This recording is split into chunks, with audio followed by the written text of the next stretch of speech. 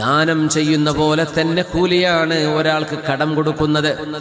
മാമിൻ മുസ്ലിമിൻ യുഖ്രിദു മുസ്ലിമൻ ഖർദാ, നിങ്ങളുടെ കൂട്ടുകാരനായ ഒരു മുസ്ലിമിന് നിങ്ങളൊരു കടമായി നൽകുകയാണെങ്കിൽ 2 തവണ കൊടുത്തു 1000 വെച്ചിട്ട്, ആ ഒരു തവണ നിങ്ങൾ നൽകിയത് ദാനം ചെയ്ത കൂലിയാണ്. റസൂലുള്ളാഹി നിങ്ങൾ പറയാം സ്വല്ലല്ലാഹു അലൈഹി വസല്ലം, നിങ്ങൾ 2 തവണ കടം കൊടുത്താൽ അതിലൊന്ന് നിങ്ങൾ ദാനം ചെയ്ത കൂലിയാണ്. അത് നിങ്ങളുടെ ഹക്കാണ്, നിങ്ങൾക്ക് തിരിച്ചു വാങ്ങിക്കാം. എന്നാൽ പോലും ദാനത്തിന്റെ പ്രതിഫലമാണ് അല്ലാഹു നൽകുന്നത്.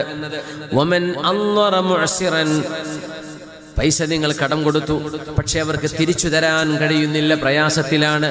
അങ്ങനെ പ്രയാസത്തിലുള്ള ഒരാൾക്ക് നിങ്ങൾ സമയം കൂടുതൽ അനുവദിച്ചു കൊടുക്കുകയോ ഔ വളഅ അൻഹു, അല്ലെങ്കിൽ എനിക്കത് തിരിച്ചു തരേണ്ടതില്ല എന്ന് പറഞ്ഞ് ആ കടം നിങ്ങൾ വൈവ് ഓഫ് ചെയ്യുകയോ ചെയ്താൽ, ഒഴിവാക്കി കൊടുത്താൽ, അദല്ലഹുല്ലാഹു ഫീ ദുല്ലിഹി യൗമ ലാ ദുല്ല ഇല്ലാ ദുല്ലഹ്, അല്ലാഹുവിന്റെ തണലല്ലാതെ ഒരു തണലുമില്ലാത്ത മഹ്ശറയുടെ മൈതാനത്ത് അല്ലാഹു നിങ്ങൾക്ക് തണൽ വിരിക്കുമെന്ന് റസൂലുള്ളാഹി സ്വല്ലല്ലാഹു അലൈഹി വസല്ലം.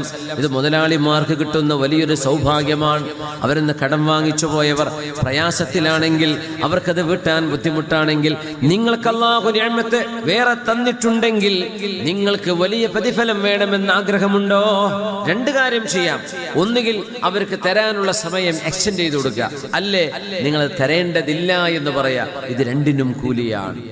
നിങ്ങൾക്ക് തരേണ്ട ദാനം, നിങ്ങളുടെ കടം തിരിച്ചു തരേണ്ട ഡേറ്റ് ആയിട്ട് ആ മനുഷ്യൻ നിങ്ങൾക്കത് തിരിച്ചു തന്നില്ലെങ്കിൽ, ഏറെ വരുന്ന ഓരോ ദിവസവും ആ കൊടുത്ത പൈസ നിങ്ങൾ ദാനം ചെയ്ത കൂലി അല്ലാഹു നിങ്ങൾക്ക് നൽകുമെന്നും പരിശുദ്ധ ഹദീസിലുണ്ട്. എങ്ങനെ? നിങ്ങൾക്ക് കിട്ടേണ്ട പൈസ ഇന്നലെയായിരുന്നു, ആള് തന്നില്ല. 1 ലക്ഷം രൂപ നിങ്ങൾ കടം കൊടുത്തത്, അത് ഇന്നലെ കിട്ടേണ്ടതാ, കിട്ടിയില്ല. ഇന്നു മുതൽ എത്ര ദിവസം അത് ഡിലേ വരുന്നോ ആ ഓരോ ദിവസവും 1 ലക്ഷം നിങ്ങൾ അല്ലാഹുവിന് വേണ്ടി ദാനം ചെയ്ത കൂലിയുണ്ടെന്ന് മഹാനായ റസൂലുള്ളാഹി സ്വല്ലല്ലാഹു അലൈഹി വസല്ലം.